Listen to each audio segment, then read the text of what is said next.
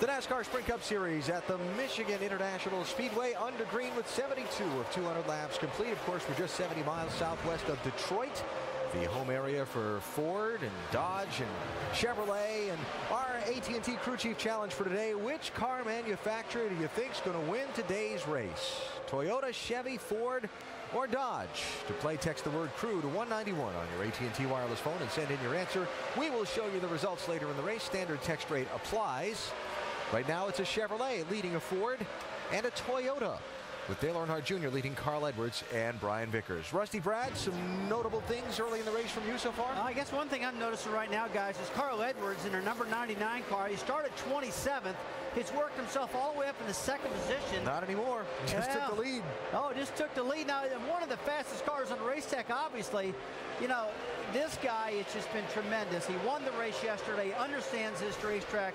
Brad, one other thing that's standing out in my mind also, boy, the 88 car of Dale Earnhardt Jr., he skirted a big-time bullet with that engine overheating. Yeah, he really did, and it looks like he's rock solid and set up for a good opportunity to do the sweep this year. But I tell you what, Jimmy Johnson took a big hit, it looks like, as he came out of the pits there. He's bounced all the way back tonight. He had a great run going early. Looked like he was going to be able to challenge, but he's slowed up in traffic a little bit back behind Elliott Sadler. He's got a fast race car, but he's not advancing for him. Yeah, something in that long green flag run didn't agree with the 48 car, and something's not agreeing with this 88 car right now. That's first to third in a lap and a half. The car wiggling around a lot. It acts like a tire or something's going down on that race car. The way it was dancing around a little bit. Or he's trying to feel something out. And you know what it always is? You come off pit road after a stop, and the driver says, I got a vibration. Yeah. Shannon, what's on that 88 radio? Yeah, Alan, right now he's just saying that car is so loose. He says he needs more air pressure in that right front. Just not happy with the handling of the car. All right, well, we'll see how far back Junior falls. But from first to third, pretty quickly there, Doc. Lap and a half, he loses the lead and then loses a second spot. Watch the wiggle in the back of the 88 car here. Wow, that's more than a wiggle right there. That's a power slide. Yeah, and talking to these guys from the first race, they saw a little bit of inconsistency as they changed just tires. Didn't make any adjustments on their car, but as the day went on, they found a little bit of that happening, and your car could go from being pretty good to all of a sudden so loose that you couldn't drive it. And it looks like that might be the case with Dale Jr. Now you can look at this shot right here of Greg Biffle. You can see the car in front of him. I think that's Junior that is sideways. You can see how that rear end just keeps stepping out. That's a terrible feeling here because you are running fast. We've documented that you're running over 200 miles an hour down into these corners, and you have to carry a lot of speed. And if you get over that edge of being loose, then it can create a lot of problems and a lot of stress for the driver. Yeah, he is now running laps in the 43-second bracket, which is 0.6 of a second slower than the leaders and these cars that are moving in on him. Yeah, and just to give you an example, his last lap before he pitted, and he had almost 40 laps on his tires before, was 43.04. So yeah, he's at 43.14 now and only has a handful of laps on these tires. Wow, look at that right there. That's loose. Yeah, that's when you're begging for a caution and it's not you right there. Yeah, if he's not careful, it will be him. I tell you one thing I'm noticing, guys, Dale Earnhardt Jr. is one of the kings of running up high, but the last couple laps, he's went to the bottom because he's so loose, he might slide up and hit the wall. He's so loose. And as soon as that fuel burns off, he should get a little bit tighter and better, but right now, this guy's definitely holding on for dear life, trying to find out what lane he wants to run. DJ, you mentioned how the car can just abruptly change and go from neutral to loose. I mean, he only pitted 12 laps ago.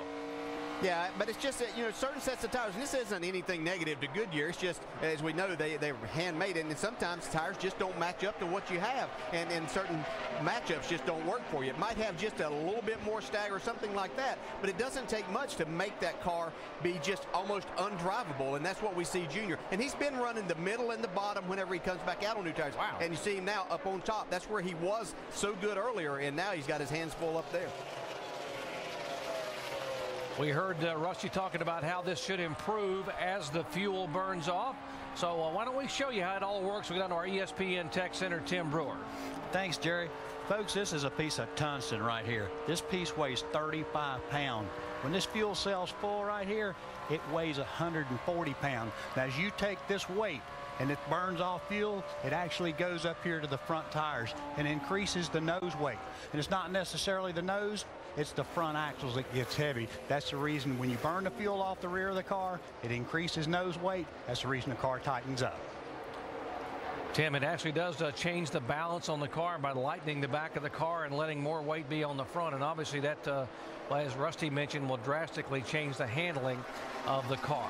Yeah, that, Dale, you know, you talked about how the set of tires may have made him looser. That full tank of fuel may have had more effect on this race car than even the tires because, you know, he was pretty good.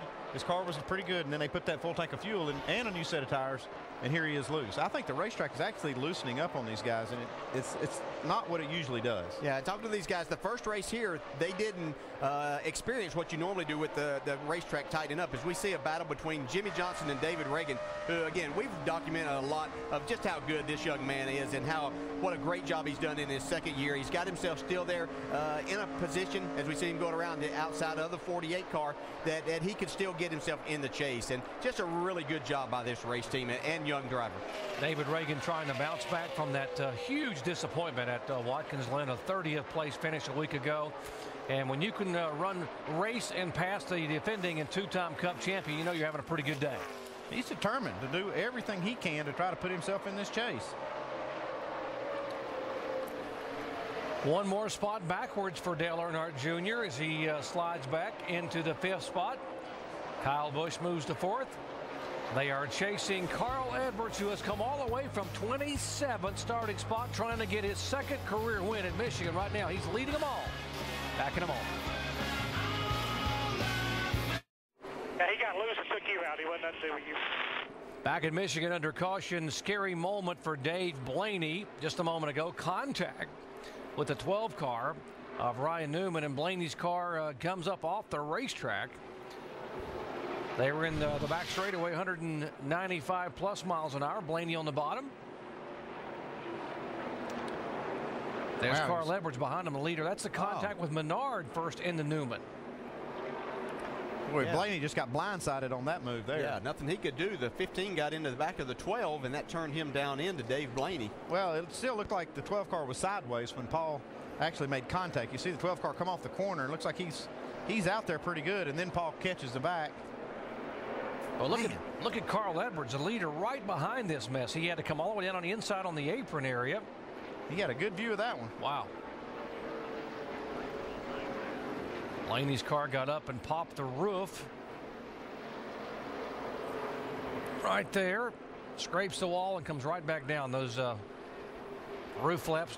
Yeah, he was really lucky he was right against the wall there. That's the only thing that kept that car from turning over. And the roof flaps. They're doing their job. Everything worked.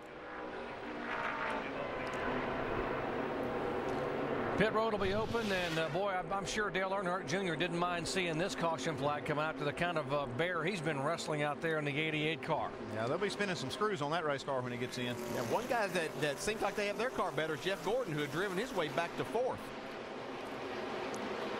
Let's go down to Dave Burns. Matt Kenseth gives up 7th position. Rear tire changer Dave Smith will pull a spring rubber out of the rear spring. They'll also make a track bar adjustment. This car is loose and twitchy, according to the driver. Mike. Greg Biffle pretty happy with his race car, talking with his crew chief about adjustments. He says don't change much, just need a little bit more rear grip, just a slight air pressure adjustment on the 16, Shannon. Yeah, Mike, Dale Earnhardt Jr. radioed in and said fix this car. Air pressure track bar, 4 tires for Dale Earnhardt Jr. to try to tighten him up. Jamie. Carl Edwards had as much as a 2.5-second lead on the field. He's going to take 4 tires. He wants to be snugged up just a little bit. That means an air pressure adjustment, and he's down and away, guys.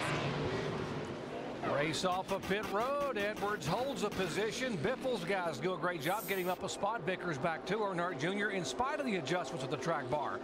And air pressure gain a couple of spots in the pits. Tony Uri Jr. and company getting it done. David Reagan. How about Jimmy Finning and those boys getting Reagan out in the top 7? This was a close one off pit road right here. You see Carl Edwards just nipping these guys right off the line. 88 just beating the 18. And there comes David Reagan, who gains some spots with good pit work by Jimmy Finning and the Roush Fenway Group. Under caution for the 2nd time today.